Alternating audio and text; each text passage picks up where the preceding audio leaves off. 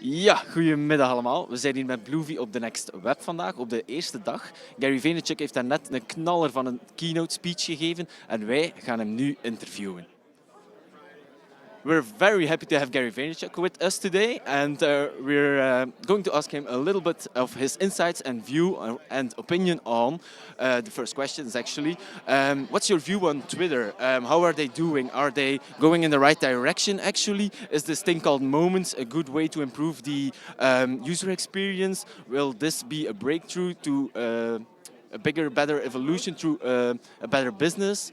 What's your view on this? I'm very excited about what's going on with Twitter, and you caught me at a good time because just a couple days ago, there's 4 or 5 updates that are coming. Look, it's very black and white. If you look at Twitter for the last 5 years, except for the last 6 months, there was a long period of time where there wasn't a lot of product updates. You can't be a product and a successful product without updating and iterating. Facebook did 55 things in between. Look at Snapchat. It feels like every day there's something new. So Jack is really driving some changes that I think are positive. And so I'm hopeful. You know, I have a love affair with Twitter. It was so good to me. But they've got an uphill battle because now you have Instagram, now you have Snapchat, you have Facebook as the leader.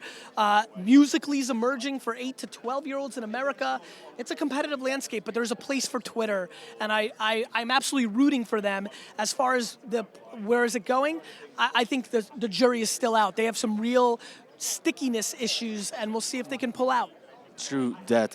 Will it ever become a valuable business actually? Because in your speech you talked about your business when you got revenue, etc. Will they make this step as well? So I think Twitter's unique because unlike most businesses, anytime you have hundreds of millions of users, you have a business. How they monetize, where they go with it, that's a different story, but it has the absolute potential. It makes a lot of money. It just burns a lot of money too. So I think they have the potential, absolutely. Okay. Great. When it comes to burning money, I think of startups immediately. So, what do you think for European startups? If you had to give some advice for them in order to grow, like 3 tips. Not 4, not 2. First and foremost, European, Asian, American startups have to start making money. Too many people are building products without realizing they're building a business. You're not an artist. You're not a financial machine, you're a business. So that's number 1. Number 2, I think that they need to be a lot more practical with how fast they grow. Too many people take pride in how many employees they have. That's not a proxy to success. And number 3, you can't be thinking about valuation and always about your next round. You actually have to build for your users. Startups spend all their time with investors instead of with customers. That's a huge mistake. Actually, we're a media website. We're a small Belgian media website. How do small media websites have to deal with Facebook and instant articles? You always said you have to move where the customer is, but it has a disadvantage for our revenue because our revenue is at the moment on our own website. Both. Thanks. Got it? I guess, yeah. Do you understand? I went for that. Both. Build on Facebook and Snapchat and Instagram and other Medium. My blog is through the roof because of Facebook and Medium. Do you think you are sometimes a bit too reliant on Facebook as a medium to drive traffic to your website? I think anybody whose entire business is just to drive revenue on their website is making a huge mistake. If you're passionate about where you make your sale, you're in trouble. So, now, if you're a web media arbitrage and the only thing you do is sell advertising on your website, you're going to be in trouble because, first of all, the web is evolving. But if you're selling T-shirts, well, then sell them on Facebook too, and sell them on Instagram too. If you're selling information, $10 ebooks, you can sell that on Facebook too. So I think a lot of people get too emotional about, I have to do it here. I'm so scared of being reliant on Facebook. I'm not reliant on Facebook. I'm sucking out of Facebook. Yes.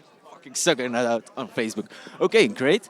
The last question is about your company culture at VaynerMedia. Yes. I mean, you and your awareness you have as your brand get a lot of traffic and word of mouth, etc. But what does that mean for your company VaynerMedia? You're bringing in all the sales via your branding, etc. Or how does it work along the way when a company signs up with your company and you have to work out the deal, you have to work out the process, the advertising and the social media things, etc.? So VaynerMedia is a company. There is no Gary Vaynerchuk. I don't do consulting. Yes, a lot of business comes from me being me.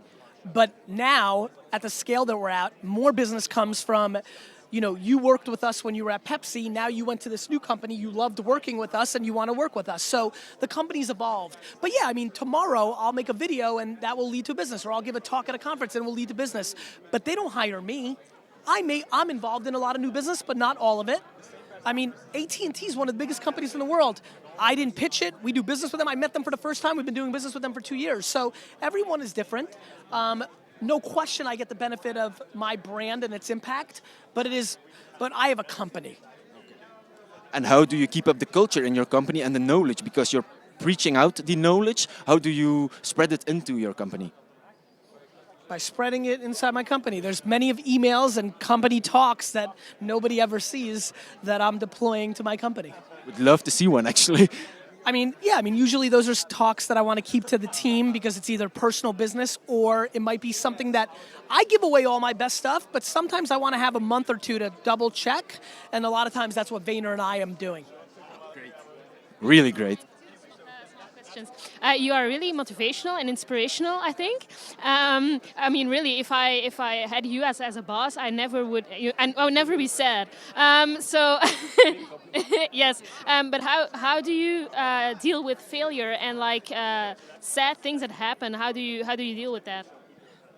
Tough question. Yeah, perspective. What's worse, losing VaynerMedia or losing my mom? Losing my mom. So I think people get too caught up in. First of all, I take pride in failure. That's a very lucky thing. I'm not sad about losing. You're supposed to lose. You can't win unless you're willing to lose. And I think too many people, and Europe has it very bad. Europe's culture of failure is like a scarlet letter. It's too bad. It's too bad. America has it better, but America has it too. I just don't care.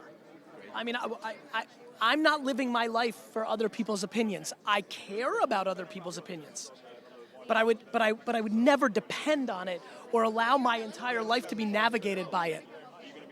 Nice. Really nice.